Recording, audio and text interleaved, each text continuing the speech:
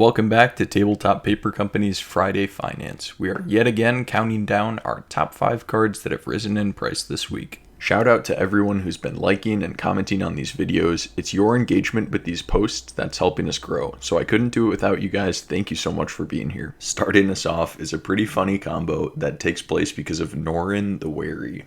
Even though Lorwyn has the text that he does, he's since been errated to read, when a player casts a spell or a creature attacks, exile Lorwyn. Return it to the battlefield under its owner's control at the beginning of the next end step. This revised text is incredibly important because without it, it wouldn't combo off the way that it does with Firelord Zuko. Zuko has the ability, whenever you cast a spell from exile and whenever a permanent you control enters from exile, put a +1/+1 counter on each creature you control. This means if you're playing in a commander pod with 3 opponents, Lorwyn will be continuously exiling himself and returning him to the battlefield under your control, which will trigger Firelord Zuko's ability, making him a really good inclusion for just 1 red mana. Coming up at the number 4 slot is Seagate Loremaster. This 1/3 for 5 allows you to tap it and draw a card for each ally you control. Allies have been one of the primary archetypes in Avatar: The Last Airbender, and there are tons of allies that create ally tokens, so you're going to have a lot of allies on the battlefield if you're playing them. So it's not surprising that one of the few good allies from years past continues to rise in price.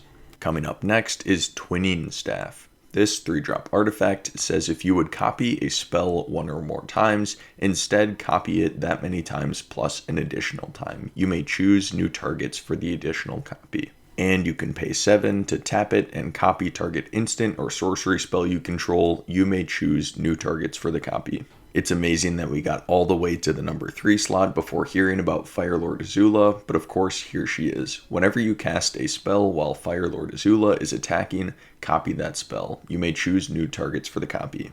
Historically, copying a spell has been a pretty difficult thing to do, so with Azula's ability simply triggering by attacking, it makes Twinning Staff's first ability really good because every time you copy a spell with Azula, you get another copy. And back again at the number 2 slot is a card I recommended picking up over 3 months ago. It's Aisling Flamedancer.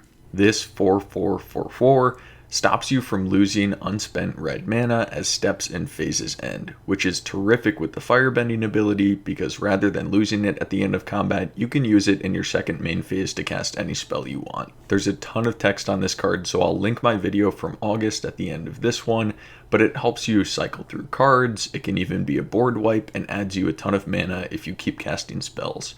All of which are perfect with Azula because she will copy spells during your combat phase, which will trigger Aisling's ability twice for every 1 spell you cast.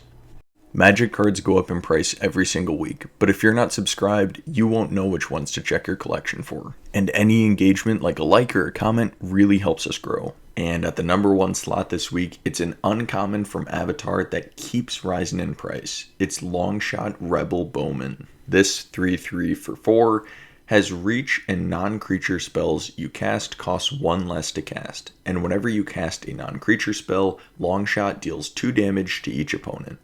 There are many cards that reduce the cost of non-creature spells, and many cards that allow you to ping your opponent whenever you cast them. But Longshot is the first to do both of these in just 1 card. Not only that, but he's a legendary creature, so you can have him as your commander. It's also notable that he's a Avatar Eternal card, which means that you can't find him in normal packs, you can only find him in Jumpstart packs.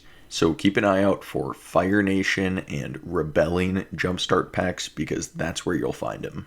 We've got a new finance video for you every Friday, but if you want to track the price of your cards every day of the week, check out MTG Stocks. Creating an account is free and you can customize the cards that you're watching.